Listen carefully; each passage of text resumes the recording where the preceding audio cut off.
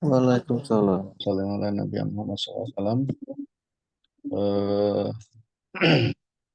Batufillah, alhamdulillah kita ketemu dalam virtual room ya, kegiatan kajian rebuan malam setelah sekian minggu ya, kita mungkin absen karena melewati banyak libur panjang ya, dan alhamdulillah di beberapa daerah di tempat kami, daerah Sukabumi juga sudah pulih kembali ya.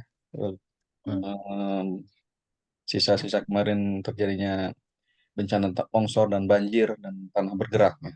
Alhamdulillah teman-teman BSMI di Cianjur, Sukabumi dari berbagai daerah juga ikut eh, hadir. Baik, malam malam hari ini kita akan mulai lagi kajian taklim ya dengan tema Sirah Nabawiyah yaitu sahabat Abu Bakar ya sebagai eh, apa sebagai Abu Bakar Umar bin Khattab sebelum masuk Islam ya. Baik, menghemat waktu, kami persilahkan kepada Ustaz Happy Andi Bas. Assalamualaikum warahmatullahi wabarakatuh. Salam. Bismillah. Innal hamdalillah nahmaduhu ta'ala wa nasta'inu bihi wa nastaghfiruh. Nashhadu an la ilaha illallah, nashhadu anna Muhammadan abduhu wa rasuluh. Allahumma salli ala hadzal nabiyil karim wa ala alihi wa sahbihi ajma'in. Rabbi shrah li sadri wa yassir li amri wahlul 'uqdatam min lisani yafqahu qawli. Para peserta kajian PSMI rahimakumullah yang berada di beberapa wilayah ya, eh, sekarang baru gabung partisipan ada 15 ya. Ini akan terus bertambah insya Allah. Dan Ustaz Irfan Sudrajat, Bu Dr. Prita Basuki juga hadir. Kita yang lainnya ya. Kita bersyukur kepada Allah Ta'ala pada malam hari ini kembali dipertemukan ya. Beberapa waktu lalu saya sempat berhalangan ya. Jadi mengiyakan ya, tapi pas hari hanya jam 5 sore itu ternyata sinyal sangat tidak bagus ya. Saya waktu itu sedang camping dengan anak-anak di daerah mana itu ya, Parung ke sana lagi ya, agak dalam. Jadi pas tes sinyal, kalau WA nyambung lah ya, tapi kalau Zoom sepertinya enggak. Maka minta izin ke Kang Dimas agar ditunda ya. Dan setelah itu saya sampaikan kita berturut-turut libur ya. Dan saya sendiri baru balik umroh hari Sabtu lalu ya. Sabtu lalu baru kembali. Dan nanti akan ada pemberangkatan lagi tanggal 17 Januari, berarti pekan depan, hari Kamis ya. Hari Kamis ya. Kamis Jumat, mohon doanya semoga diberikan kemudahannya. Oke, baik. Hmm, Setelah menyelesaikan kisah Rasulullah, kemudian kita sudah masuk serial Al-Khulafa Rasyidun ya, Abu Bakar Siddiq, kita sudah tuntaskan dalam 3 atau 4 kali pertemuan ya. Nah, pada malam hari ini kita masuk pembahasan Umar bin Khattab radhiyallahu anhu. Sebagai mukaddimah, terus terang ya, sejak waktu kecil dulu, di antara sahabat Nabi yang paling suka dan sering saya baca kisahnya, ya menjadi semacam idola begitu kira-kira adalah kisah tentang Umar bin Khattab. Ya. Selain tentu saja, ini di lain Rasulullah ya, Umar Umar bin Khattab, Khalid bin Walid dan Ali bin Abi Thalib.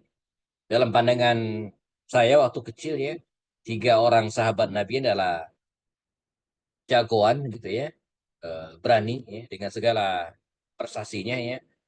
Nah, belakangan ketika saya mendalami sejarah sahabat, sejarah hidup para sahabat, dan menulis buku 101 sahabat Nabi, ya, baru kemudian paham bahwa ada perbedaan antara Umar, Khalid, dan Ali. Ya. Khusus tentang Umar dan Khalid sendiri, saya pernah bikin buku khusus. Ya. Tidak tebal, mungkin 300 sekian halamanan, judulnya Antara Umar bin Khattab dan Khalid. Ya. Nah, tersisa ya, dengan Ali bin Abi Thalib juga ada perbedaan. Perbedaan pada keberanian. Ketiganya sama-sama berani, tapi keberanian yang beda apa karakter. Keberanian Khalid itu bersifat offensif, apa namanya, di depan, ya, jadi frontal. kepribadian Umar itu lebih bersifat defensif. Demikian menurut Abbas Mahmud Al-Aqad dalam kitabnya Al-Qaryatul Umar. Nah, Ali ini ya keberanian yang sifatnya askari ya. Sebagai seorang petarung gitu ya, sebagai seorang gentleman ya, tanpa tanding ya. Begitu kira-kira sosok Ali bin Abi Thalib. Dan ini yang kemudian membedakan ketiganya. Nah, kembali ke kisah Umar dalam bentangan sejarah dan kemudian berdasarkan tulisan baik eh, buku, artikel ataupun dalam bentuk video kajian-kajian, Umar bin Khattab ini ya menyedot banyak perhatian para sejarawan, para ulama. Buktinya sekian banyak para sahabat Nabi yang paling banyak ditulis sejarah hidupnya itu Umar bin Khattab. Muhammad Hussein Haikal sendiri dalam banyak bukunya ya, termasuk juga beliau menulis tentang biografi Rasulullah, Abu Bakar, Umar, Utsman dan Ali. Itu yang paling tebal itu kisah tentang Umar, tebal ya. Jadi mirip-mirip dengan buku tentang Rasulullah. Demikian juga dengan sosok yang saya sampaikan tadi, Abbas Mahmud Al-Aqad, yang saya punya koleksinya ada 12 buku biografi para sahabat Nabi. Tentang Umar itu detail, detail banget. Ya. Kemudian Dr. Muhammad Al-Salabi juga menulis buku tentang Umar juga sangat-sangat detail. Dan bahkan dulu di tahun berapa ya, sudah agak lama, pernah dibuat filmnya. Ya, film Umar judulnya. Ditayangkan di sebuah televisi swasta, 30 episode selama Ramadan. Dan setiap episode itu 47 menit. Jadi ini kolosal menurut kita ya, tapi bagi Qatar ini musalsal, sinetron ya. Tapi sinetron kolosal menurut saya. Jadi besar sekali biayanya dan kemudian ya kalau saya waktu kecil dulu suka nonton filmnya Brahma Kumbara, wah ini lebih dahsyat dari itu menurut saya. Jadi ya, sangat-sangat besar. Nah jadi mengapa demikian? Mengapa sosok Umar bin Khattab ini ya menarik perhatian banyak kalangan, terutama apalagi kalau kita bicara tentang kepemimpinan, tentang kekuasaan. Wah, Umar bin Khattab radhiyallahu anhu ya. Oke, baik. Nah, kita akan kaji bersama jazakumullah sosok Umar bin Khattab ini, dan ini mungkin pertemuan pertama dari eh, perkiraan saya 4 atau 5 sesi tentang Umar ini. Kita akan detilkan ya, sosoknya, dan jelas tidak bisa selesai dalam satu sesi ya. Mungkin sesi pertama ini kita akan bicara tentang Umar sebelum Islam. Ya. Siapakah Umar? Ya. Bagaimana perilakunya dan ya yang dilakukan sebelum masuk Islam. Ya, ini mungkin pertemuan pertama yang akan kita bahas pada hari ini ya. Oke, baik. Mengenal detailnya Umar bin Khattab radhiyallahu anhu. Kita mulai dari sini ya. Ya, dari slide ini. Umar sebelum Islam. Umar bin Khattab ini dari kabilah dan keturunan mulia, terhormat. Ya. Quraisy ya. Jadi sepeninggal Ismail alaihissalam yang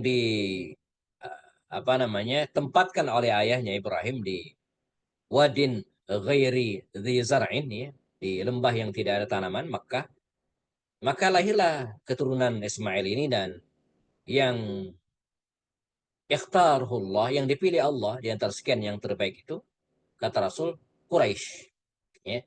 Nah, Quraisy ini punya beberapa cabang ya. Ya, analogi seperti kita lah Indonesia. Indonesia itu kan satu suku besar ya. Nationality kita ya itu Indonesia. Nah, di dalam Indonesia sendiri banyak kabilah-kabilah yang semuanya menginduk ke ras Indonesia. Quraisy juga demikian. Quraisy itu suku besarnya. Nah, di bawahnya ada kabilah-kabilah terkemuka. Sebut misalnya kabilah Bani Hashim. Ini keluarganya Rasulullah. Ada kabilah Bani At-Taimi. Kita pada bahas. Ini keluarganya Abu Bakar. Abu Bakar Siddiq. Ada kabilah Bani Umayyah. Terkenal. Bani Umayyah. Ini kabilahnya Utsman. Kabilahnya Muawiyah bin Abu Sufyan. Ya. Kabilahnya Abdul As bin Rabi'. Ada kabilah Bani Makhzum. Ini keluarganya Khalid bin Walid. Keluarganya Abu Jahal. Dan ada kabilah Bani Adi. Inilah Umar. Ya. Jadi Umar ini ditelusuri, jika ditelusuri ke arah ayahnya, maka dia berasal dari kabilah Bani Adi. Kabilah Bani Adi ini bukanlah kabilah kaya seperti kabilah Bani Makhzum dan Bani Umayyah. Ya. Tapi mereka memiliki prinsip yang sangat kuat. Hidup sederhana itu menjadi ciri khas kabilah Bani Adi. Mayoritas mereka adalah penggembala ternak dan bukan pedagang. Ya. Kalau Bani Makhzum, Bani Umayyah, Bani Hashim itu pedagang. Terkenal dengan eh, kekhasan demikian ya. Tapi kalau Bani Adi, warga rasnya atau kemudian kabilahnya Umar dari pihak ayahnya, bukan ya. Umar sendiri adalah penggembala pada masa mudanya, walaupun dia pernah pergi ke Damaskus untuk berbisnis, tapi tidak sesering Abu Bakar, tidak sesering Utsman, dan tidak sesering Abdurrahman bin Auf. Dia menghabiskan waktu menjadi penggembala unta milik bapaknya yang kaya itu. Maksudnya milik bapaknya yang kaya, kaya unta, harta, apa namanya, hewan ya, bukan pedagang ya. Adapun Ibu Umar, ibunya yang bernama Hantama, ini dari keluarga Bani Makhzum, sekeluarga dengan Abu Jahal. Ya, makanya Abu Jahal itu dipanggil Umar itu paman. Abu Jahal itu nama asli adalah Ammar bin Hisham. Sementara ibu Umar itu adalah Hantama binti Hisham. Jadi paman. Jadi Abu Jahal itu pamannya Umar dari pihak ibu. Bahasa Arab membedakan antara paman pihak ayah dan paman pihak ibu. Paman pihak ayah itu ammun. Ya. Kalau bibinya ammatun. Tapi kalau paman dia pihak ibu, itu dipanggil dengan khalun. Khalun atau khalatun kalbi. Jadi beda. Karenanya Omar itu lebih silsilahnya nasabnya ke Bani Adi ayah, bukan ke ibunya. Ya. Walaupun mungkin dia tetap ada hubungan darah dengan Abu Jahal CS. Termasuk dengan Khalid bin Walid yang juga merupakan dari kabilah Bani Makhzum. Gitu ya. Karena Khalid itu ayahnya adalah Khalid bin Walid bin Mughirah. Ya, dari kabilah Bani Makhzum. Nah ini, dari sini kita dapat gambaran jemaah bahwa Umar ini bukan dari keturunan yang nggak jelas. Seperti Bilal bin Rabah ya. Atau seperti atau misalnya eh, keturunan apa namanya budak, enggak. Dia terhormat dari kabilah yang terhormat. Umar bin Khattab lahir kira-kira 13 tahun setelah Rasulullah. Jadi jaraknya dengan Rasulullah terpaut 13 tahun lebih tua Rasulullah. Supaya gampang mengingatnya, pada Amul Ba'ats ketika Rasulullah diutus menjadi nabi, usia Rasulullah 40 tahun.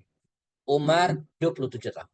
Nah, artinya Umar ini eh, lebih muda dari Rasul 13 tahun. Rasulullah lebih tua dari beliau 13 tahun. Umar bin Khattab tumbuh sebagaimana anak Quraisy yang lainnya. Sebagaimana tidak ada yang spesial. Bahkan dia termasuk orang yang terpelajar. Kalaulah Rasulullah masih dipersisihkan tentang apakah Nabi bisa membaca dan menulis, tapi kalau Umar ini clear. Dia termasuk orang yang bisa membaca dan bisa menulis. Bahkan merangkai syair-syair yang indah. Dia pernah mengatakan, kalau saya tidak jadi khalifah, saya akan menjadi penyair. Dan dia juga pernah mengatakan begini, alimu auladakum syair, alimu auladakum syair. Ajarkanlah anak-anak kalian itu syair. Sebab syair itu, kata beliau, bisa merunutkan kata dan melunakkan hati. Masya Allah ya. Kata Umar ya, ajarkan anak-anak kalian itu syair, sastra. Sebab sastra itu bisa merunutkan kata. Jadi kalau ngomong tuh enak. Ya, kaya dengan bahasa, kaya dengan kata-kata. Yang kedua adalah melunakkan hati. Makanya para tokoh politik kita dulu, ya, atau ulama-ulama kita dulu, mereka mendalami sastra. Buya Hamka itu ulama, ya. Tapi juga dia menguasai sastra. Maka dari tangannya lahirlah kitab tafsir Al-Azhar. Tapi pada saat yang sama dari tangannya juga lahirlah romans yang romantis itu. Tenggelamnya kapal Penderwich di bawah naungan lindungan atau naungan Ka'bah, ya, dan beberapa buku yang lain. Jadi itu ditulis oleh seorang ulama, Buya Hamka. Buya Muhammad Nasir itu seorang politikus, ya, pendiri Masyumi, ya, yang terkenal itu, ya. Tapi beliau juga seorang sastrawan. Dalam banyak buku yang beliau tulis gitu, ya.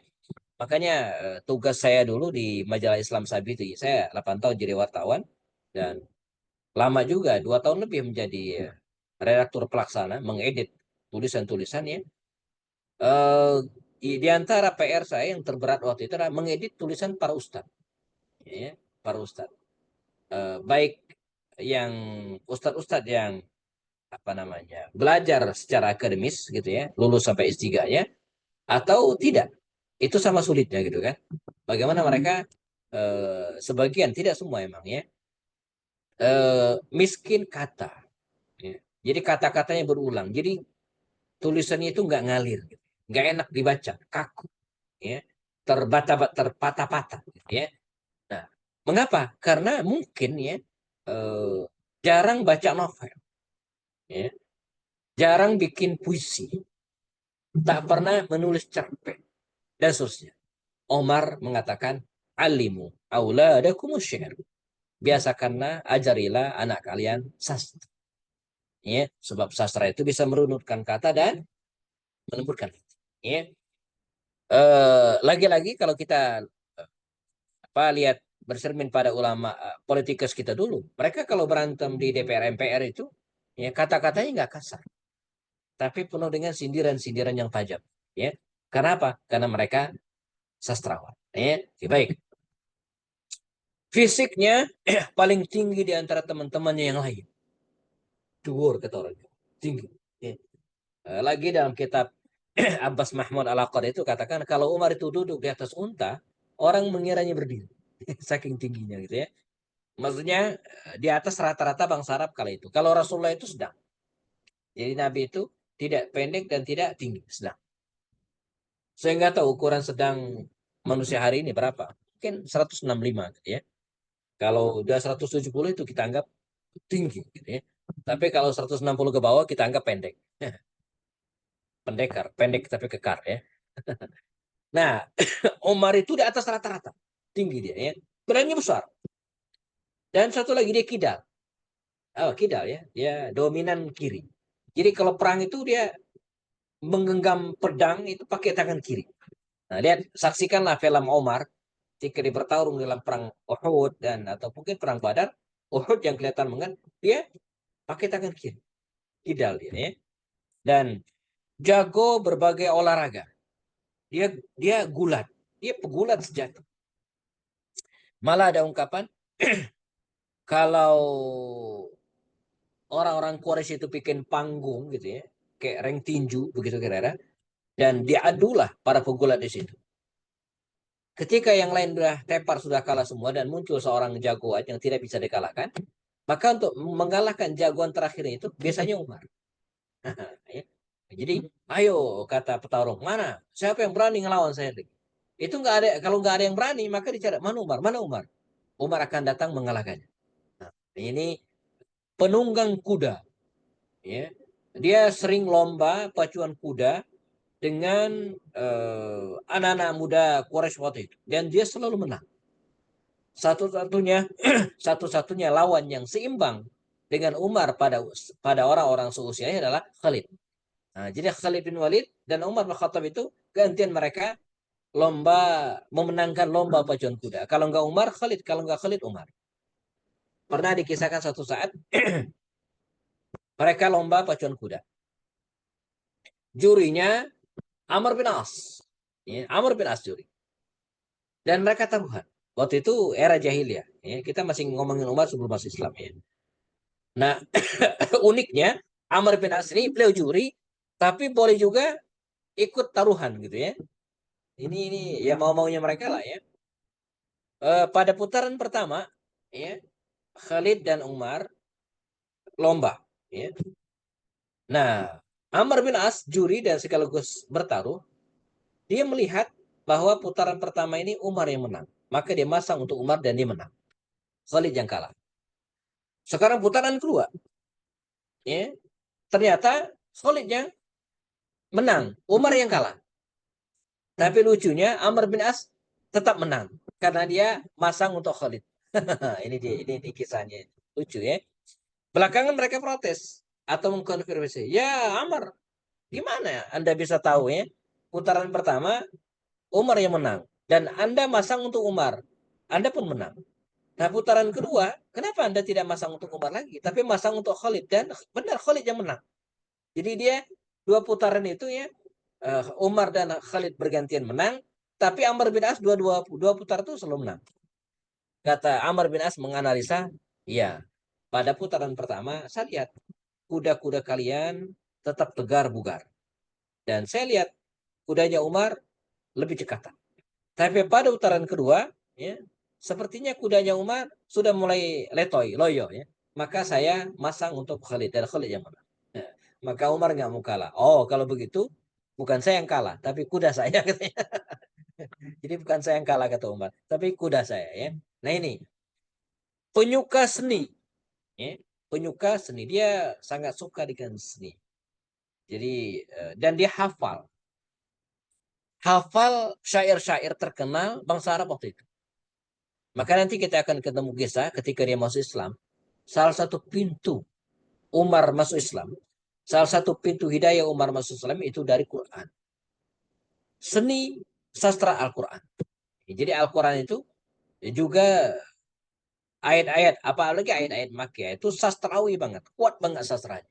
Dan Umar terkagum-kagum dengan hal itu. Ketika adiknya membaca surat Toha, Toha, ma anzalna alaikal Qur'ana litashqa illa tazkiratan lima yakhsha, dibaca terus ya. Kata Umar, siapa yang nulis ini? Saya belum pernah dengar ya, syair-syair seindah ini. Ya, saya hafal semua syair-syair yang bagus dibikinan dibuat oleh Asma'i Daswa gitu dia hafal. Tapi ini saya baru dengar ini siapa yang nulis gitu kan?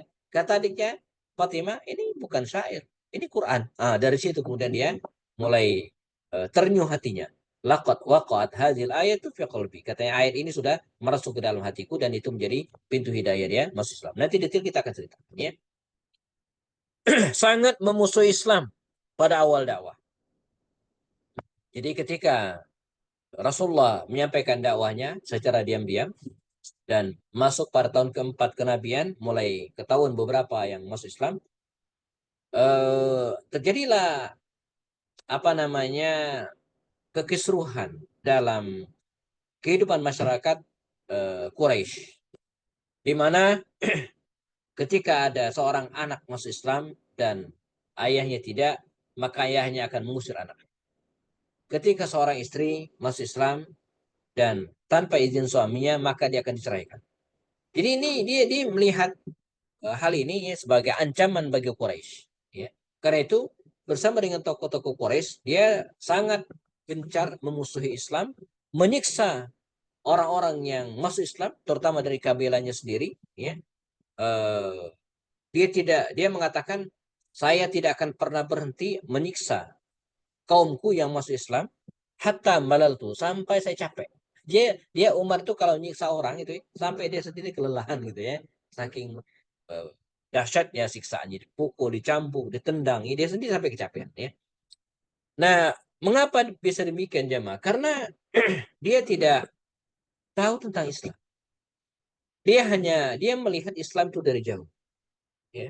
Sama seperti para pembenci Islam hari ini, baik di dunia barat atau kemudian di negara-negara sekuler, mereka yang benci Islam kan mereka tidak pernah pelajari Islam.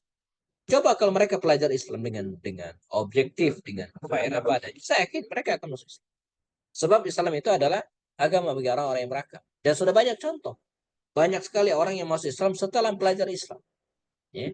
Jadi dan lucunya ya, walaupun dengan latar belakang yang berbeda. Jadi Al-Quran Al-Karim, ya, Al-Quran ini jangan lupa, mushaf Al-Quran ini mukjizat. Dia bukan hanya sumber hukum bagi kita sebagai Islam, tapi dia juga adalah sumber hidayah.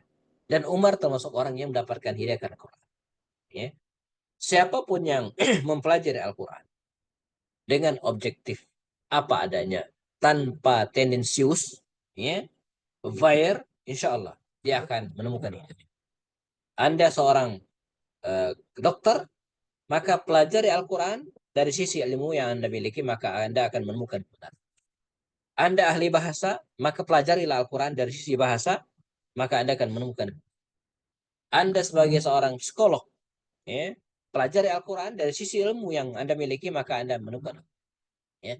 Anda sebagai seorang, misalnya apa, matematikawan, ya, ahli matematika, pelajari Al-Quran, maka Anda akan menemukan angka-angka dalam Al-Quran yang sangat menakjubkan, yang ada hubungan antara satu dengan yang lainnya. Anda seorang sastrawan, ya, seorang budayawan, belajar Al-Quran dari sisi itu, Anda akan menemukan kebenaran. Nah, jadi Al-Quran ini juga sumber hidayah bagi kaum muslimin. Ya. Nah, masuk tahun keempat kenabian, kondisi Quraisy waktu itu jamaah semakin menggelisahkan bagi Umar Khattab dan yang lain. Ya. Maka mereka akhirnya berkumpul di Darun Nadwah, di gedung parlemen lah kalau hari ini, untuk mencari cara agar bisa menghentikan Rasulullah. Tapi di satu sisi lain mewaspadai perpecahan. Sebab beberapa waktu sebelum Umar masuk Islam, pernah kejadian Abu Jahal, ya, itu menampar Rasulullah. Dan hampir saja itu memicu perang saudara antara kabilahnya Rasulullah dan kabilahnya Abu Jahal. Nah, jadi makanya sesebel-sebelnya Abu Jahal terhadap Rasulullah, dia berpikir ribuan kali untuk membunuh Rasulullah. Kalau mengejek, menghina, yes. Tapi kalau untuk memukul, apalagi membunuh, sulit akan dilakukan. Sebab kalau dia memukul Rasulullah gitu kan, waktu itu mereka ada kesepakatan begitu. Jadi mereka kompak ini. Setiap orang ngurusin warganya. Setiap orang ngurusin kabilahnya gitu kan. Jangan sampai orang kabilah Bani Adi, keluarganya Umar, ngurusin kabilah Bani Taim, enggak. Setiap orang, ya, ngurusin keluarganya. Nah, dalam kondisi demikian, ya, Umar menung. Dia melihat kalau hal ini dibiarkan, maka Quraisy akan hancur. Akan semakin banyak ibu yang mengusir anak-anaknya. Akan semakin banyak perempuan yang diceraikan oleh suaminya. Akan ditemukan banyak, ya, seorang adik berantem dengan kakaknya. Karena adiknya masuk Islam, kakaknya enggak. Wah, ini kalau dibiarkan, Quraisy akan diambang perpecahan. Demikian dalam prinsip Umar bin Khattab. Karena itu, dia melihat bagaimana cara menghentikan hal ini. Dia runut, dicari masalahnya terus, dan akhirnya ketemu. Dalam benaknya yang nekat mengatakan, yarji'u kulluha atau tarji'u kullu hadhil umur ila hadha ar-rajul. Ini masalah ini katanya, muaranya cuma satu. Ya. Quraisy dirambang perpecahan, seorang istri diusir oleh suaminya, anak justru bapaknya, masalahnya cuma satu. Yarji'u tarji'u hadhil umur, masalah ini kembali ke satu orang, Muhammad. Gara-gara dia ini katanya gitu kan. Gara-gara dia. Maka setelah berpikir merenung, dia kemudian memutuskan. Memutuskan keputusan yang sangat nekat. Apa itu? Dia akan membunuh Rasulullah. Ya. Dan sederhana, ketika dia membunuh Rasulullah, konsekuensinya maka Rasulullah akan menuntut balas. Keluarga Nabi akan menuntut balas ke keluarga Umar. Nah, untuk menghindari pecahnya perang saudara itu, maka Umar berinisiatif. Begitu selesai membunuh Rasulullah dengan pedangnya, maka dia akan melemparkan pedangnya dan akan menyerahkan dirinya untuk dibunuh juga oleh keluarga Rasulullah. Kabilah Bani Hashim. Ar-rajulu bir-rajuli. Seorang laki-laki kita korbankan, ya, Muhammad, dan seorang laki-laki bernama Umar. Summa adatil makkatu, summa adat makkatu kama qablaha. Maka dengan demikian setelah itu Mekah akan kembali aman seperti sebelumnya. Nah, ini pikiran nekat, ya, sumbu pendek seorang Umar coba. Maka di tahun keempat kenabian, kira-kira masuk tahun kelima, sebagian orang mengatakan dia sudah bulat tekadnya membunuh Rasulullah. Di hari itu dia cari Rasulullah, pedang sudah disiapkan di pinggangnya, ya, dipegang erat gitu ya. Dan dalam pencarian Rasulullah itu dia ketemu dengan Nuaim bin Abdullah. Nuaim bin Abdullah. Ah, Umar, kata Nuaim. Ila aina, mau kemana? Siang bolong seperti ini, anta mutawahhishun bisayf. Pegang pedang seperti itu. Gitu ya. Jadi ini nggak biasa bagi orang Quraisy ya. Jadi kalau nggak mau perang, ya nggak. Atau nggak mau keluar kota, nggak akan pedang. Pegang ini pedang gitu ya. Ini pedang itu bukan senjata sehari-hari. Senjata sehari-hari mereka kalau nggak tongkat cambuk, bukan pedang.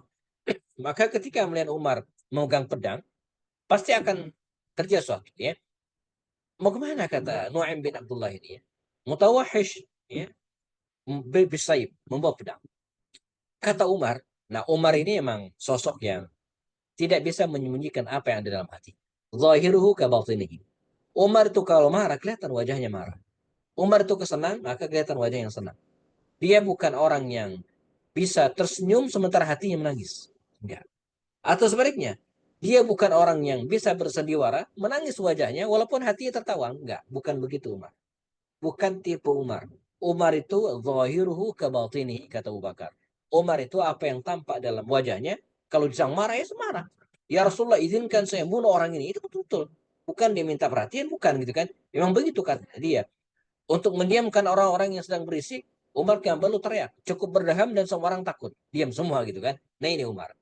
Sehingga kelihatan wajahnya dan Umar tidak bisa menyembunyikan apa yang dalam benaknya. Kata Umar Khattab, saya sedang mencari Muhammad. Ah, ngapain kata Nuaim bin Abdullah? Saya ingin membunuhnya. Ah, kata Nuaim, bukankah kemarin kita sudah rapat di Darun Nadwa? Masing-masing orang ngurusin keluarganya. Kita dari kabilah Bani Adi, kita urusin keluarga kita. Muhammad ya, itu dari kabilah Bani Hashim, kita serahkan ke Bani Hashim. Jangan ikut campur. Enggak, kata Omar ya. Saya sudah bertekad. Saya akan mencari Muhammad dan akan membunuhnya. Nah, kalau begitu kata Nuaim lagi, nanti Bani Hashim, kabilahnya Rasulullah, pasti akan membunuhmu. Bila perlu mereka akan memerangi kita dari kabilah Bani Adi. Kata Umar, tidak. Setelah saya membunuh Muhammad, saya akan lemparkan pedang saya dan saya akan serahkan diri saya untuk dibunuh juga. Maka tidak ada perang saudara. Muhammad tewas, dibunuh, dan sebagai balasannya Umar dibunuh. Selesai. Kesas. Ar-rajulu birrajul. Seorang laki-laki ditebus dengan seorang laki-laki. Selesai. Kata Nu'aim lagi, jangan begitu. Aqim ahlaka awal. Urus ini keluarga Anda dulu. Kata Umar, selesai urusan. Keluarga saya beres. Gitu kan. Kalau ada di antara keluarga Umar yang mau Islam, saya siksa. Sampai saya capek. Kata Nu'aim, udah tahu belum? Inna Fatimata. Sungguhnya Fatimah adikmu, Fatimah bintil Khattab, adik Umar bin Khattab. Makanya aneh kalau ada yang mengatakan Umar itu pernah membunuh keluarganya, anak yang hidup-hidup. Enggak ada cerita gitu ya. Toh adiknya Fatimah hidup. Nanti anaknya Hafsah juga hidup. Terus siapa yang dibunuh? Enggak ada. Itu hoax ya. Jadi Umar membunuh anak perempuan hidup-hidup itu ceritanya hoax. Bahwa ada sebagian bangsa Arab yang punya tradisi membunuh anak hidup-hidup seperti disebut dalam Quran, iya, tapi bukan keluarga Umar. Ya, maka kata kata Nuaim ini, ya Umar, urusin keluarga. Kata Umar, sudah, keluarga saya beres. Ketahuilah bahwasanya adikmu Fatimah dan suaminya Sa'id bin Zaid. Sa'id bin Zaid ini suami dari Fatimah, adiknya Umar, iparnya artinya qad aslama. Keduanya telah masuk Islam. Ya, wa taba'a, dan ikut Muhammad Rasulullah. Yang benar kata kata Umar, kata, iya. Kalau nggak percaya, cari aja ke rumahnya, tanyain. Maka bergegaslah Umar Khattab. Yang tadinya mencari Rasulullah, dan sekarang dia berbalik arah ke rumah adiknya Fatimah bint Khattab. Dan dramatis banget jemaah ketika dia mengetuk pintu rumah adiknya. Qadar waktu itu di dalam rumah mereka sedang membaca latihan tahsin atau menghafal surat Toha yang belum lama turun itu. Surat Toha yang belum lama turun kepada Rasulullah. Begitu pintu diketuk, siapa? Kata adiknya Fatimah di dalam. Umar. Wah, yang di dalamnya langsung heboh gitu ya. Said bin Zaid dikondisikan. Guru mereka ada namanya Khabbab bin Art ya, yang tadi ngajarin Quran, yang menyampaikan wahyunya, ngumpet dia masuk ke dalam kamar, sembunyi begitu kira-kira ya. Begitu pintu dibuka, kata Umar, "Madza kuntum ataf'alun?" Barusan kalian ngapain? Kata Umar. Kata adiknya Fatimah, lah saya, nggak ada masalah, kami ngobrol. Enggak, kata Umar. Tadi saya dengar kalian membaca bacaan-bacaan yang tidak pernah saya dengar sebelum. Itu bukan syair, bukan.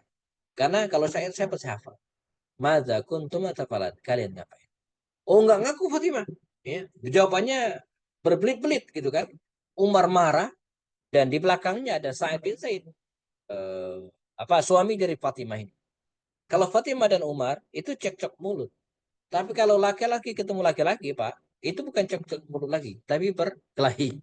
Maka gulatlah Umar bin Khattab ini ya melawan saudara iparnya Sa'id bin Zaid. Nah, kalau sudah begitu Umar pasti menang. Kalau urusan gulat. Maka ditindihlah kakak iparnya ini ya, dipukul berkali-kali sampai mukanya babak belur dan ditariklah Fatimah yang melihat eh, apa namanya pertarungan atau perkelahian antar Umar dengan suaminya ini terus untuk dilerai.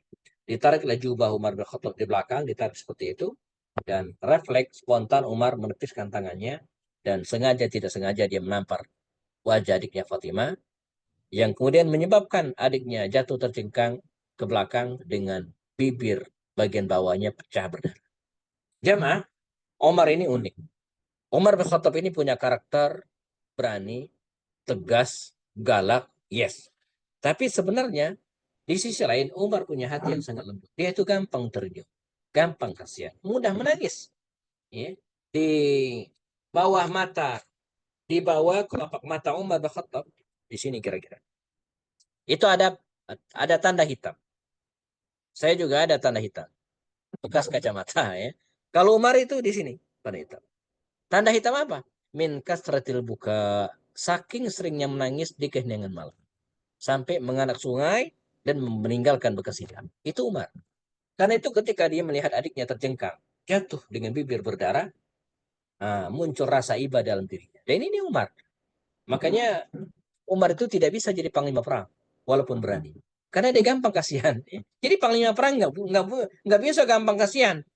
Nanti musuh udah mau kalah, ya, kasihan. Nggak bisa ya. Maka sepanjang sejarah, dia nggak pernah jadi panglima perang, kecuali sekali. Pada tahun ke-7 Hijriah, diutus oleh Rasul ke daerah Turbah, membawa 30 orang, itu pun nggak jadi perang. Cuman ekspedisi saja gitu kan. Jadi ketika dia melihat adiknya jatuh, bibir berdarah, maka dia segera bangkit dan duduk. Ya, waktu itu dia belum masuk Islam. Jadi nggak ada istighfar. Menarik nafasnya panjang-panjang. Dan kedua matanya melirik sebuah lembaran digulung di tempat duduk mereka. Maka tangan Umar ingin menjangkau lembaran tersebut, kemudian ditahan oleh adiknya Fatimah. Jangan pegang ini. Ini mushaf, ini sahifah, ini lembaran. La yamassuhu illal mutahharun. Tidak boleh dipegang kecuali orang yang suci. Dan anta najis. Anda ini najis. Nggak boleh pegang ini. Kalau mau, ke belakang, mandi. Bersihkan tubuh. Umar ikut jemaah. Dia ke belakang, membersihkan dirinya, dan demikianlah. Setan itu terbuat dari api.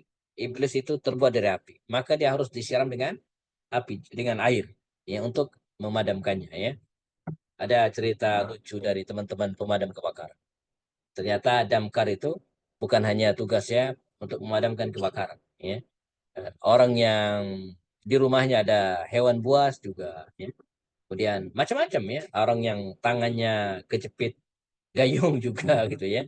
Nggak bisa dikeluarin. Itu yang panggil pemadam kebakaran.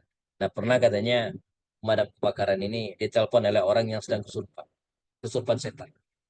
Loh kenapa ngundang kami? Ya Anda kan pemadam kebakaran. Sementara kesurupan itu dari setan. Setan dipadamkan dengan air katanya. Orang kesurupan di manggilnya bukannya ustadz untuk merukyah ya, tapi pemadam kebakaran biar mereka bawa air. Nah, Umar akhirnya disiram wajahnya, tubuhnya, adem dia. Maka ketemu lagi dengan Fatimah dan berikan lembaran. Dia buka. Bukan dia buka, artinya lembaran itu memang surat Toh. Dia baca.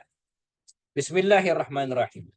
Oh, ma anzalna 'alaikal Qur'ana litashqa illa tadhkiratan liman yakhsha. Terus dibaca. Tanzilan mimman khalaqal arda was samawati al-ula. Surat Taha ini jamaah tergolong surat Makkiyah. Surat yang turun di Makkah periode sebelum hijrah. Di antara ciri surat Makkiyah itu adalah tingkat sastranya tinggi sekali, tinggi banget. Kita yang nggak ngerti sastra Arab aja, Pak. Coba nikmati beberapa surat Makkiyah, kita akan menemukan sastranya. Misal, yang kita hafal aja deh. Bismillahirrahmanirrahim. Al-Qari'ah. Mal-Qari'ah. Wa ma adraka mal-Qari'ah. Jadi, alam tara kaifa fa'ala rabbuka bi ashabil fil. Alam yaj'al kaidahum fi tadlil. Jamaah perhatikan ujungnya. Ya. Alam tara kaifa fa'ala rabbuka bi ashabil fil.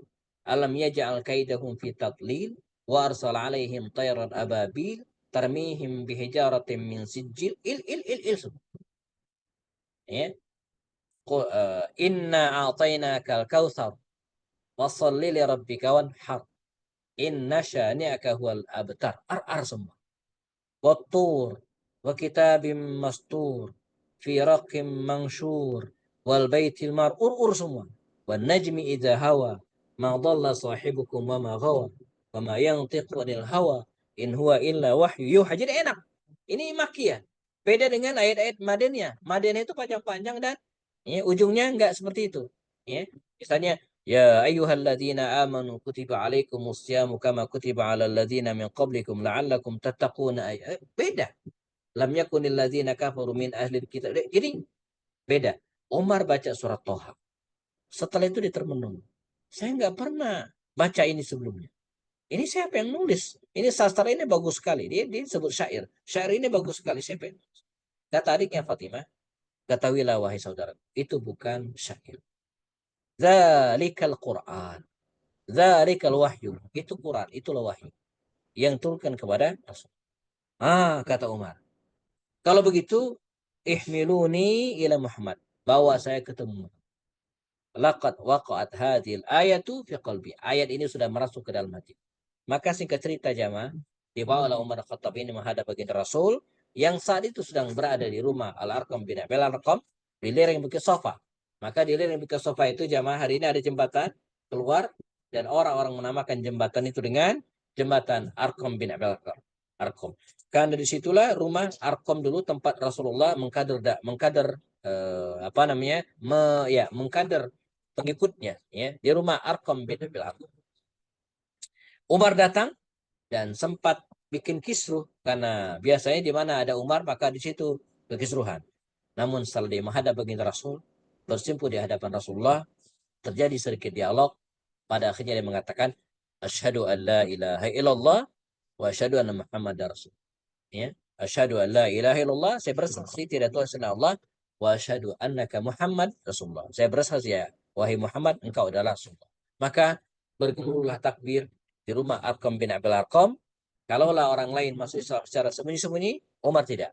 Maka dia mendatangi rumah-rumah petinggi Quraisy, mengetuk pintu mereka, dan begitu dibuka dia mengatakan, "Ama ta'lam, sudah tahu belum? Anni qad aslamtu, saya masuk Islam." Dia datangi rumah pamannya Abu Jahal, dia datangi rumah uaknya Walid bin Mughirah, dia datangi yang lain, Utbah bin Rabi'ah. "Ama ta'lam, sudah tahu belum? Anni aslamtu, saya masuk Islam." Sehingga pada hari Umar masuk Islam itu Makkah heboh. Ya, kata Khalid bin Walid mengenang peristiwa tersebut ya, asbahat Makkatu ghairu Makkata qablah. Makkah berubah, tidak seperti biasanya. Viral dan menjadi perbincangan umum. Umar masuk Islam, Umar masuk Islam. Umar pun mendatangi Rasulullah SAW dan kemudian berkata kepada Rasulullah, "Ya Rasulullah, alasna alal haq." Alasna alal haq, bukankah kita ini benar? Kata Rasul, "Ya, nahnu alal haq." Fa fi mal ikhtifa. Kalau begitu kenapa diam-diam? Maka Rasul pun menjaharkan dakwanya dan mulailah era dakwah jahriyah. Sejak saat itu Umar dipanggil dengan Al-Faruq, sang pembeda, yang membedakan al-haq dan al-batil. Dan Umar ini pada masa era Makkiyah ini rakamullah membersamai Rasulullah SAW sampai nanti Allah memerintahkan kepada mereka untuk hijrah ke Madinah Al-Munawwarah. Dan lagi-lagi berbeda dengan beliau, kalau orang lain hijrahnya sembunyi-sembunyi, Umar hijrah secara terang-terangan. Ya, di Jabal Umar, hari ini ada Bukit Umar namanya, dia berdiri. Apa katanya? Barang siapa yang pengen emaknya menangis karena anaknya mati, atau istrinya janda, atau anaknya yatim, temui saya di lembah Makkah. Saya akan hijrah. Dan tak seorang pun yang menemuinya. Dan dia pun hijrah ke Madinah Al-Munawwarah. Ya. Nah, bagaimana kisah Umar mendampingi Rasulullah setelah beliau hijrah ke Madinah Al-Munawwarah? Ini butuh pertemuan sendiri. Nanti kita akan kisahkan Umar setelah hijrah ke Madinah. Ya, apa yang beliau lakukan dalam bersama Rasulullah sampai nanti Nabi wafat. Setelah itu dia mendampingi Abu Bakar Siddiq, ya, radhiyallahu anhu. Setelah itu jadi khalifah, ya, dan 10 tahun dia menjadi khalifah. Begitu banyak prestasi yang ditorehkan dan ditinggalkan oleh Umar Khattab, baik sistem bernegara, ya, ataupun perluasan wilayah. Karena pada masa pemerintahan Umar lah, Al-Quds, Palestina, berada dalam pangkuan kaum muslim. Pada masa Umar Khattab lah, Mesir yang berjaya itu, ya, berada dalam kekuasaan kaum muslim.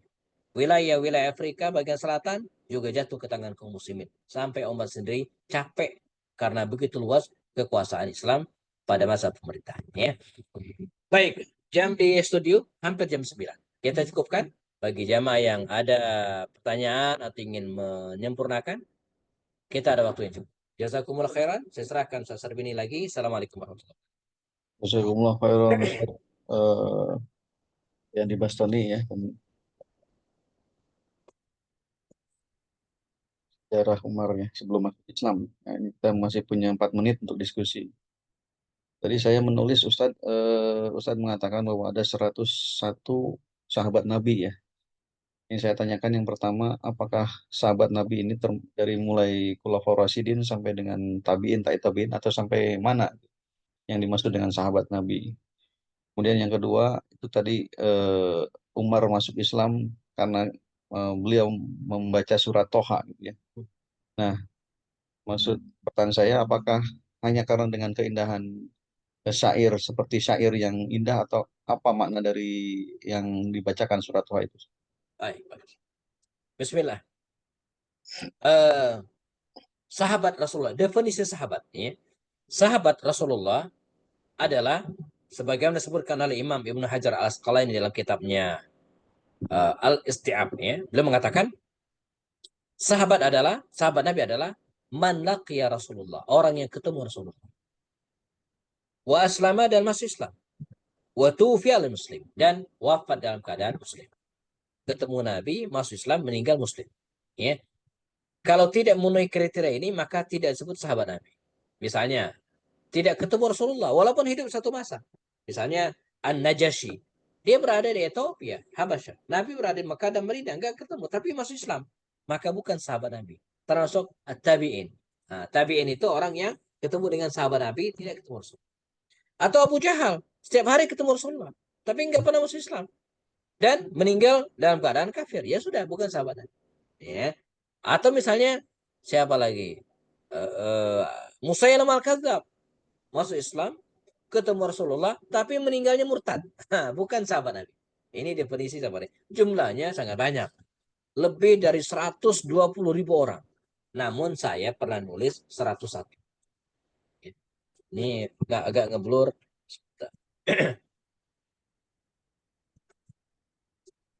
Ini judulnya Memetik Hikmah 101 Sahabat. Ada 750 halaman. Ini kalau ditimbang sekilo ya. Sekilo. Ini kalau saya hidup di masa dinasti Abbasiyah, di masa pemerintahan Abu Ja'far al-Mansur, wah saya kaya raya. Ya, sebab Abu Ja'far al-Mansur itu ya punya kebijakan. Bagi ustadz, ulama, ilmuwan, ya, silakan tulis. Dan karya Anda akan kami timbang senilai dengan emas. Jadi kalau karyanya sekilo, maka dia pulang bawa royalti sekilogram emas. Wah ya, saya hidup di masa Abu Ja'far, saya kaya raya ya. Cuman saya hidup di zamannya Mas Gibran ya. Yang lebih suka, Alhamdulillah Mas. alhamdulillah ya, kita bisa hidup ya. Nah, ini sahabat Nabi ya, definisi sahabat Nabi. Sehingga Umar, Abu Bakar, Utsman itu sahabat Rasul ya. Sampai sahabat Nabi yang terakhir meninggal itu sekitar 100 tahun 110 Hijriah. Sekitar itu yang terakhir ya. Baik, nah sekarang yang kedua tentang surat Toha. Jadi kalau kita renungi surat Toha ini ya, dia selain memiliki apa namanya nilai sastra yang sangat tinggi, surat Toha ini juga kisah, ya, memuat kisah. Jadi kebayang oleh kita, kisah, cerita, lalu dirangkai dengan kata-kata yang indah. Wah, ini akan sangat menyentuh perasaan. Sama seperti mungkin kita perceritakan dulu ya. Ja'far bin Abi Thalib baca surat Maryam di hadapan Raja Najasyi. Nangis tuh Raja Najasyi. Ya. Sebab dia bercerita tentang Nabi Isa, ya, orang yang dianggap luar biasa oleh orang-orang Nasrani gitu kan. Tapi dengan gaya sastra yang sangat tinggi Al-Quran. Nah, demikian juga dengan surat Toha ini ya. Misalnya di awal ya, Toha. Ma anzalna 'alaikal Qur'ana litashqa. Tidaklah kami menurunkan Al-Quran kepada Muhammad ya, litashqa, bukan untuk memberikan kesulitan. Illa tazkiratan lima yakhsha, tetapi sebagai tazkirah, sebagai peringatan ya, bagi orang-orang yang yakhsha, orang-orang yang takut. Ya. Terus nanti ketemu pada ayat ke-9. Wahal ataka hadithu Musa. Ya. Apakah telah datang kepadamu cerita tentang Musa? إذ رأى نارا فقال لأهلهم كسوا إني آنست نارا. Jadi dimulai dari kisah Musa alaihissalam ketika pulang dari Madian menuju ke Mesir bertemu dengan api di atas pohon. Nah cerita yang Musa ini udah diketahui oleh umat-umat sebelumnya karena emang Umar juga baca ya. Jadi dia tahu kisahnya. Tapi kisah dalam surat Toha ini beda, disajikan dengan gaya sastra yang tinggi. Nah, ini ya, yang membuat Umar Al-Khattab mengatakan laqad waqa'at hadhil ayatu fi qalbi. Sungguh ayat-ayat ini sudah merasuk ke dalam hati, ke dalam jiwa. Dan Umar orang yang gentleman. Begitu dia tahu ini benar, sudah dia nggak tutup-tutupi. Nah, ini berbeda dengan Abu Jahal. Abu Jahal itu dia udah tahu Islam itu benar, tapi gengsi dia. Dia gengsi untuk mengakui kebenaran risalah Rasulullah SAW. Tapi Umar enggak. Kalau salah, salah. Kalau benar, diakui. Sama nanti ketika dia memerintah, kita akan ketemukan kisah. Umar pernah dikritik oleh mama ketika Umar membatasi jumlah mahar. Ya, jadi mama emang dari dulu nggak bisa dilawan. Ya. Jadi Umar dikritik oleh ibu-ibu. Maka dengan legowo Umar mengatakan, Sadaqat imra'ah wa akhta ar-rajul. Nah, ibu-ibu ini benar, Umar yang salah. Jadi kalau salah, dia ngaku salah. Itu sifat Umar bin Khattab. Demikian juga dengan Al-Quran ini. Dia merasa ini benar gitu kan. Telah masuk ke dalam jiwanya, maka dia segera mendatangi Rasulullah dan kemudian masuk Islam. Ada lagi? Saya coba sambil lihat chat. Ada nggak yang bertanya lewat chat? Baik, masih ada waktu. Silakan. Pak Basuki biasanya mau tanya. Bang Irfan di on kamera. Saya Jadi, Dr. Sarbini mau ya. nanya. Nah, Dokter Prita silakan Bu. Assalamualaikum warahmatullahi wabarakatuh. Salam. Tadi Ustadz mengatakan di awal bahwa Umar ini ada jiwa seni. Apakah bisa diberikan contohnya Ustadz? Jiwa seninya ya? Ya, Oke, apa baik. hasilnya berupa apa gitu? Iya, ya, baik. Jadi disebutkan dalam riwayat seninya itu sastra ya. Jadi syair. Jiwa seni waktu itu adalah syair. Walaupun secara umum bangsa Arab itu adalah penyair ya. Sehingga Al-Quran itu kan turun yu'jiz gitu kan. Menaklukkan syair-syair bangsa Arab waktu itu. Karena pada prinsipnya mukjizat yang diberikan oleh Allah SWT kepada para nabi itu sesuai dengan konteksnya. Mengapa Rasulullah tidak punya tongkat yang bisa jadi ular seperti Musa? Ya karena konteks zaman Rasulullah itu tidak banyak atau jarang sekali tukang sihir yang bisa mengeluarkan tali temali. Gitu ya. Nah, mengapa Rasulullah tidak mempan? Bukan seperti Nabi Ibrahim yang tidak mempan dibakar api karena dia nggak pernah dibakar. Nah, yang dihadapi Rasulullah adalah para penyair. Ya. Orang-orang yang memiliki kekuatan sastra yang tinggi seperti Abu Jahal. Nah, Umar juga. Ya. Umar bin Khattab itu mungkin kalau karya sulit dilacak kali ya. Karena dia juga membatasi dirinya. Dia pernah mengatakan begini. Saya kalau tidak jadi khalifah, saya pasti jadi penyair. Jadi itu satu. Yang kedua, ada 5 atau 6 titik ya di dalam Al-Quran Ini saking indah kata-katanya, ya. Saking indah kata-kata Umar. Ada beberapa ayat itu yang diambil itu dari kata-kata Umar. Jadi ini kalau kita bicara tentang bukti ya, peninggalannya. Jadi di dalam Al-Quran itu ada beberapa kata yang diambil dari kata-kata Umar. Misalnya, ketika Allah Subhanahu Wa Taala menurunkan surat tentang sebentar. Penciptaan manusia, ya, proses penciptaan manusia dalam surat Al-Mu'minun, ya, pada halaman-halaman yang pertama itu kalau kita lihat Al-Quran kan ada walaqad khalaqnal insana min sulalatin min tin, asusnya gitu kan, selesai. Maka Umar mengatakan begini, fatabarakallahu ahsanul khaliqin, pada ayat yang ke-19 kalau nggak salah, ya, fatabarakallahu ahsanul khaliqin. Maka Rasul mengatakan, menambahkan, fatabarakallahu ahsanul khaliqin. Dimasukkan kata-kata Umar tadi masuk ke situ. Ya. Satu. Yang kedua, yang saya ingat aja, ya. Abdullah bin Ubay bin Salul meninggal. Gembong munafik itu. Sepulang Nabi dari perang Tabuk. Kan dilema itu. Ada yang mengatakan sholatin, ada yang mengatakan enggak. Maka Umar mengatakan, ya Rasulullah, la tusalli ala hadim minhum mata abada. Kata Umar, la tusalli wa la tusalli ala ahadi minhum mata abada. Jangan sholatin mereka, ya, selamanya, kata Umar bin Khattab kepada baginda Rasul sallallahu alaihi wasallam. Nah, akhirnya Allah juga menurunkan firman-Nya dalam surat At-Taubah, ya, ayat sebelah kanan bawah 80 sekianan gitu, ya. Bunyinya persis itu. Jangan sholati, ya, orang-orang munafik itu yang meninggal dunia selamanya. Jadi Allah SWT, ya, kata Rasul dalam hadisnya, menjadikan innallaha ja'alal haqqa ala lisani Umar wa qalbi. Ya. Sungguhnya Allah menjadikan kebenaran itu pada lisannya Umar dan hatinya. Jadi sungguhnya Allah menjadikan kebenaran pada lisan dan hati Umar bin Khattab radhiyallahu anhu. Jadi ini beberapa yang saya ingat. Nanti ada lagi kisah tentang Umar minta agar menjadikan makom Ibrahim itu sebagai tempat sholat. Ya, wattakhidhu min maqami Ibrahim musalla. Itu dari Umar juga bin Khattab. Jadi Umar memiliki kata-kata yang indah, sehingga sebagian dari kata-kata indah itu justru diambil dan dimasukkan dalam Al-Quran. Nah, ini luar biasa gitu, ya. Dan dia juga di masa mudanya, lagi-lagi di masa muda, sering sekali dia kan menggembalakan unta milik bapaknya itu.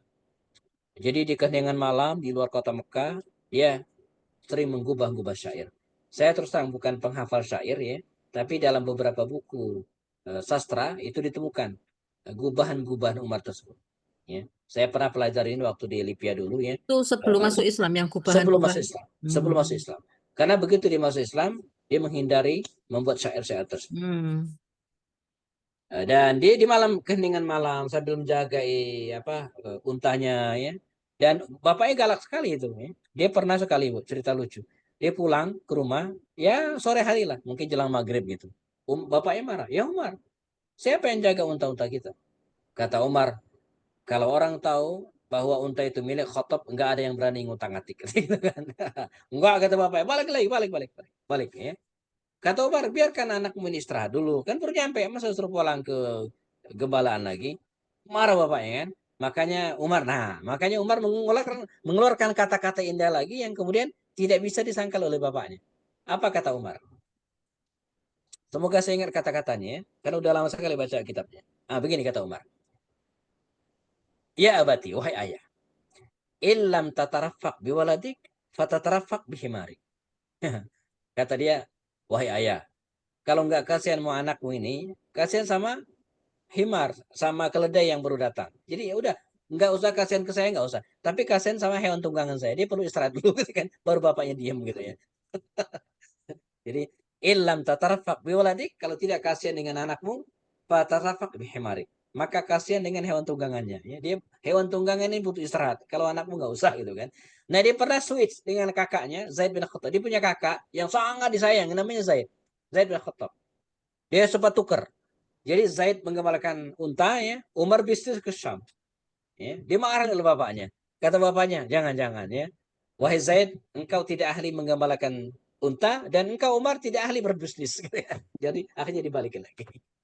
Dan dia sangat sayang dengan Zaid ini sehingga ketika Zaid syahid dalam perang Yamamah melawan Nabi palsu di masa Abu Bakar Siddiq, dia menangis. Dan dia mengubah syair. Ya. Dia mengubah syair. Di antara syairnya itu bunyinya begini. Panjang ya, tapi pada ujungnya bunyinya begini. Sabaqani fil husnayain. Demikian ya. Dia menangis panjang bla bla ya. Karena mengapa? Karena abangku ini telah mendahuluiku dalam 2 kebaikan. Masuk Islam lebih dulu dan mati syahid lebih dulu. Sabaqani fil husni. Oke, baik. Ya, ini ada chat dari Prof. Basuki nih. Ini Oke, kayaknya gimana? hasil dari AI nih kayaknya. Oke. AI-nya udah baca bukunya Ustadz Happy itu.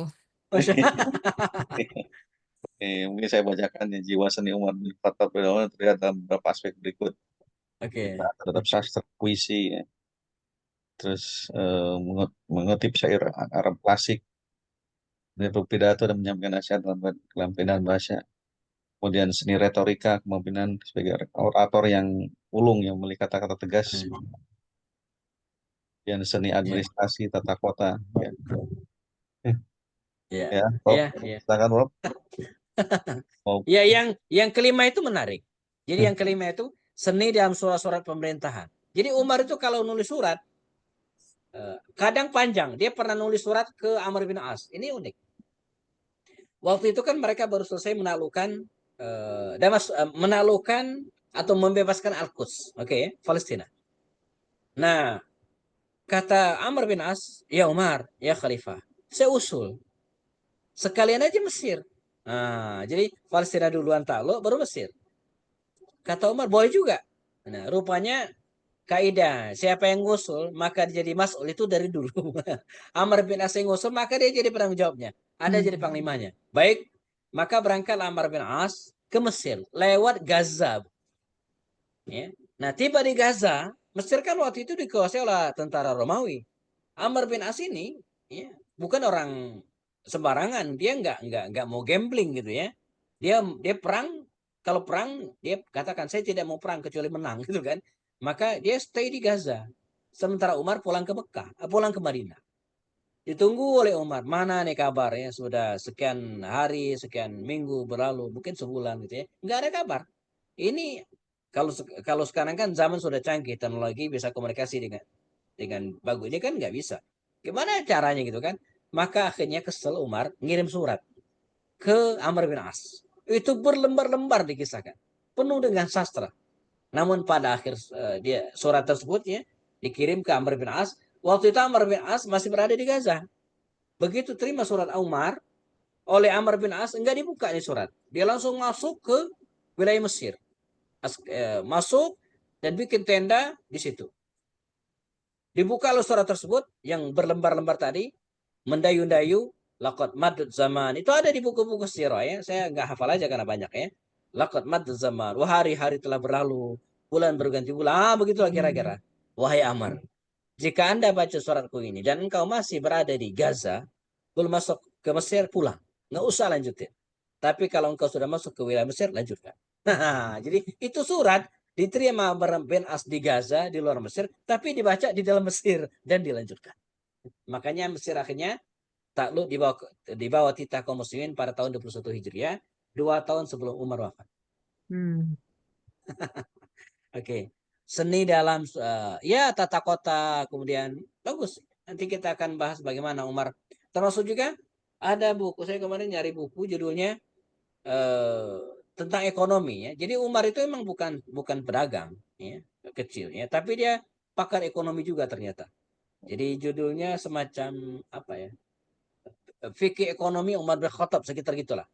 Jadi bagaimana Umar bin Khattab itu apa namanya? Menggali potensi-potensi ya untuk kesejahteraan umat.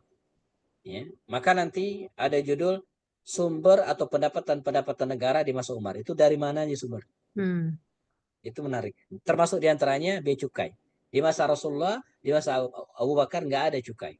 Tapi di masa Umar dihidupkan lagi. Disebut dengan al-ushur. Setiap pedagang masuk ke sebuah kota, maka dia harus dikenakan cukai. PPN. Ya. Nah, itu sempat dilarang oleh Rasulullah ya. Karena di masa jahiliyah sama, setiap mulai ke suatu tempat maka diambil jatah preman. Nah, jadi itu disebut dengan al-maks kalau dulu ya. Nahar Rasul anil maksi. Nabi melarang itu. Tapi di masa Umar hidupkan lagi. Cuman kalau di era jahiliyah yang ngambil 10% itu premannya gitu kan. Nah, sama lah seperti di jalan lintas Sumatera di kampung saya, banyak tuh preman-preman nyetopin bus atau itu minta. Tapi untuk sendiri-sendiri ya. Tapi kalau cukai di masa Umar enggak. Uang itu diambil untuk negara. Ya, bukan untuk kepentingan preman yang cegat kafilah dagang tersebut. Gitu ya. Itu salah satu masukan. Banyak hal-hal baru di masa Umar, termasuk diantaranya penanggalan Hijriyah, ya, sholat tarawih berjamaah, perluasan masjid Masjidil Haram, Masjid Nabawi, ya, sampai dia harus membongkar rumah rumah istri Rasulullah yaitu Sofia, anaknya sendiri Hafsah binti Umar, itu dibongkar, ya, kecuali pintunya. Makanya pintu rumah Hafsah itu sampai sekarang masih ada bersebelah dengan makam Rasulullah SAW. Itu dealnya dengan Umar. Jadi katanya, wahai ayah, engkau boleh bongkar rumahku ya, tapi biarkan pintunya terbuka. Karena pintu ini punya kenangan sendiri. Dari pintu inilah dia bisa melihat Rasulullah SAW di seberang sana. Maka sampai sekarang, kalau kita masuk ke Raudhah, belok kiri, itu ada makam Rasulullah sebelah kiri, sebelah kanan ada pintu Hafsah. Masih terbuka sampai sekarang. Oke, baik. Ada lagi info dari ChatGPT mungkin? Bentar, saya lihat.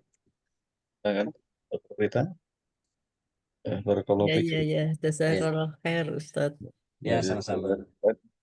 Untuk sirah nabawiyah untuk sahabat Umar ini sangat panjang sekali ya. Ya. Kita sisakan untuk pertemuan berikutnya karena masih ada 4 atau 5 kali lagi Ustaz ya untuk membahas sahabat Umar ini. Untuk pertemuan malam ini kita akhiri. Jazakallah kepada Ustaz Bastomi sudah memberikan ilmunya tentang sirah nabawiyah tentang Umar ya. Mudah-mudahan bisa menambah kasanah dan meningkatkan keimanan kepada kita. Marilah kita tutup kajian malam hari ini dengan baca kafaratul majlis. Subhanakallah bihamdika asyhadu an la ilaha illa anta astaghfiruka. Assalamualaikum warahmatullahi wabarakatuh. Assalamualaikum warahmatullahi Waalaikumsalam warahmatullahi wabarakatuh. Saya pamit semua.